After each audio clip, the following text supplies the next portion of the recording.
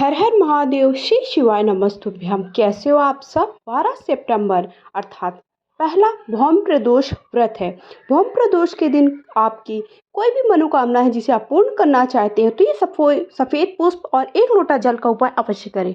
अगर आपके पास सफेद पुष्प बहुत सारी संख्या में है तो आप बहुत अच्छी बात है। अगर ऐसा है कि आपके पास बहुत सारे नहीं हैं, एक ही है, तो उनकी पंखुड़ियों को निकाल लीजिए और पंखुड़ियों को निकालने के बाद इस उपाय को करना है। ये उपाय आपको कब करना है? प्रदोष के दिन करना है, अर्थात 12 सितंबर के दिन करना है। ठीक है, सुबह से शाम तक कभी भी आप कर सकते हैं। प्रदोष काल में भी इस उपाय को कर सकते हैं। तो उपाय करने से आपका क्या बेनिफिट होगा? उपाय करने से आपकी जो भी मनोकामना है, जो भी इच्छा है, वो बहुत दिनों से चल रही है आपके मन में, अगले प्रदोष के आते आते वो उपाय करने से आपका जो भी मन की इच्छा होगी वो पूर्ण हो जाएगी। पहली बात हो गई कि उपाय करने से क्या लाभ होने वाला है। अब दूसरी बात आती है उपाय हमें कैसे करना है। इसके लिए अगर आपके पास बहुत सारी संख्या में सफ़ेद पुष्प है तो अच्छी बात है, अगर नहीं है, एक ही है, तो एक ही की पंखुड़ियों को निकाल करके उन्हें बहुत सारी संख्या में बना लेना है। एक लोटा जल ले लेना। अब पहुंच जाना है आपको महादेव के मंदिर में। कहीं पर भी आपके महादेव का मंदिर है आसपास, जहाँ पर भी है, तो वहाँ आपको पहुंच जाना है। ठीक है, सफ़ेद पुष्प ले लीजिए, एक लोटा जल ले लीजिए जो तांबे का पात्र होना चाहिए। कभी भी आप शिव मंदिर में जाए या किसी भी मंदिर में जाए, खाली लोटा लेकर के ना जाएं, उस पर जल अवश्य लेकर के जाएं। तांबे का पात्र चाहिए है। पहुंच गए आप महादेव के मंदिर में। अब आपको क्या करना है ये ध्यान से सुनिएगा।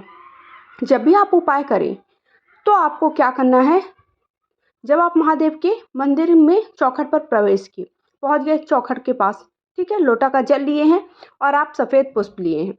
अब आपको ये सफ़ेद पुष्पों को क्या करना है, अगर आप बहुत सारी संख्या में लिए हैं तो मैंने बताया कि कुछ करने की ज़रूरत नहीं है, लेकिन अगर एक लिए हैं तो उनकी पंखुड़ियों को निकाल करके थोड़ा ज़्यादा बना लीजिए। ठीक है, अब आपको उपाय कैसे करना है, इस तरह से देखिए शिवलिंग का श्रृंगार कर देना है। देख रहे हैं कैसे शिवलिंग का श्रृंगार किया है। जो उनकी जलाधारी है, जो उनका शिवलिंग है, जो उनका जो भी पात जहाँ जहाँ आपको रखने का बन पाए, तो अगर आपने पंखुड़ियाँ ली हैं तो पंखुड़ियों को ऐसे पूरी जगह पर आपको सजा देना है और एक लोटा जल समर्पित कर देना है। आपको कुंतकेश्वर महादेव का नाम लेते हुए, अपनी कामना कहते हुए इस तरह से शिवलिंग का श्रृंगार करना। अगले प्रदोष तक आपका जो भी मनोकामना होगी वो पूर्ण हो जाएगी। अगला उपाय है आपको प्रदोष के दिन ही करना, प्रदोष काल में करना है। एक आटे का दिया लेना है जो 4 कोने का दिया होना चाहिए। ठीक है, आटे का ही दिया लेना है आपको। इससे क्या होगी, जो आपके घर की भूत प्रेत बाधा नकारात्मक एनर्जी रहती है कई बार, जिससे हम परेशान रहते हैं, हमारे घर में कितने भी सब कुछ हो लेकिन हम अगर उससे परेशान है ना तो हम जीवन में कुछ भी नहीं कर सकते, हम बहुत परेशान रहेंगे। साथ ही साथ खुशियां घर पर नहीं होंगी अगर नेगेटिव एनर्जी आपके घर के पास आसपास भी होगी। तो आपको एक आटे का दिया लेना 4 कोने वाला, उसमें 5 काली मिर्च डाल करके। ये उपाय प्रदोष काल में, अर्थात जैसे शाम हो जाती है, शाम के संध्या के बाद आपको ये उपाय करना है। एक आटे का दिया लीजिए, 4 कोने का होना चाहिए वो, और उस पर 4 बत्ती लगा दीजिए, उस पर 5 काली मिर्च डाल दीजिए। फिर उसके बाद शाम के समय, जैसे ही सायंकाल हो जाएगी, संध्या हो जाएगी, संध्या की आरती हो जाती है, उसके बाद अपने घर की चौखट के पास में, चौखट के बगल में ये जो आटे का दिया है वो जला दीजिए और उसमें 5 काली मिर्च डाल दीजिए। इस उपाय को भी आपको प्रदोष के दिन करना है, प्रदोष काल में ही करना है। 12 सितंबर के दिन करिए। जो भी नकारात्मक एनर्जी होगी, भूत प्रेत बाधा, जो भी ऐसी परेशानियां होगी, गलत विचार आपके मन में आ रहे होंगे, आप उन्हें दूर करना चाहते हैं, ऐसा लगता होगा कि हमारे घर पे कुछ सही नहीं है, जो भी हम करते हैं वो सही नहीं होता, कुछ भी पूजा रखते हैं, कुछ भी होती वो पूरी संपन्न नहीं होती है, तो वो सारी समस्याओं को दूर करना चाहते हैं तो आपको ये आटे के दिया वाला, 4 कोने वाले आटे का दिया का ये उपाय अवश्य करना है। दिया आटे का ही होना चाहिए, ऐसा नहीं कि आप खरीद करके वो जो दिया लाओगे मिट्टी का, वो नहीं, आपको घर पर आटे का दिया बना लेना है, उसके बाद ही इस उपाय को करना है। तो ये हो गया दूसरा उपाय। मैंने 2 उपाय की बात कर ली।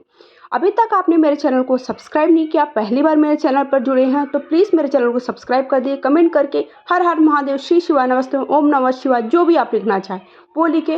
वीडियो लाइक शेयर करके कमेंट बॉक्स में हर हर महादेव लिखे। स्टेप पे फॉलो करें, इंस्टा की आईडी स्क्रीन पर मेंशन कर दूँगी। ये अगला उपाय है कर्ज मुक्ति का है। तो आपको कर्ज मुक्ति के लिए लोटा में थोड़ा सा जल लेना है और आपको एक दिया लेना है। ठीक है, पहले थोड़ा सा जल और लोटे का जो जल है या दीपक लेकर के आप महादेव के मंदिर में जाइए। जब आप महादेव के मंदिर में पहुंच गए, वहां पर सबसे पहले आपका फेस नॉर्थ डायरेक्शन में होना चाहिए।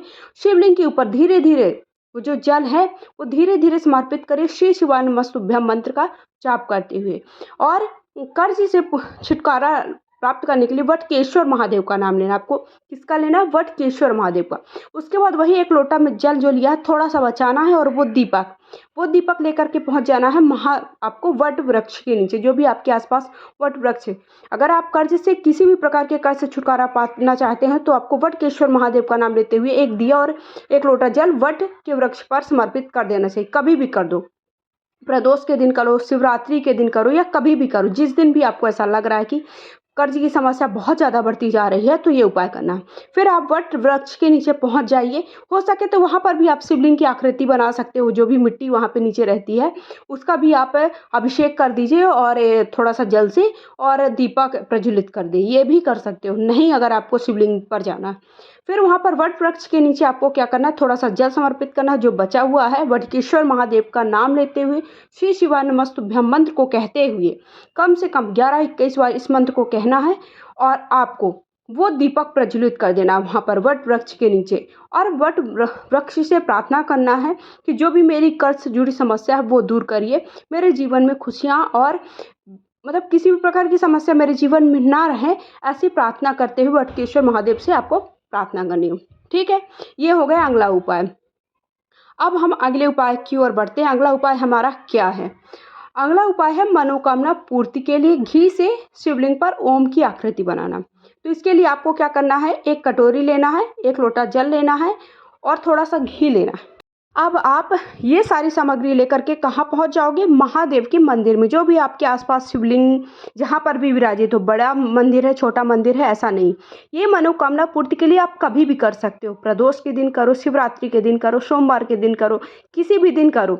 सुबह से शाम तक प्रदोष काल में करो या सुबह से शाम तक, जब भी आपको समय मिलता है तब आप अपनी मनोकामना पूर्ति के लिए घी पर से शिवलिंग पर ओम की आकृति बनाने वाला ये उपाय अवश्य करिएगा।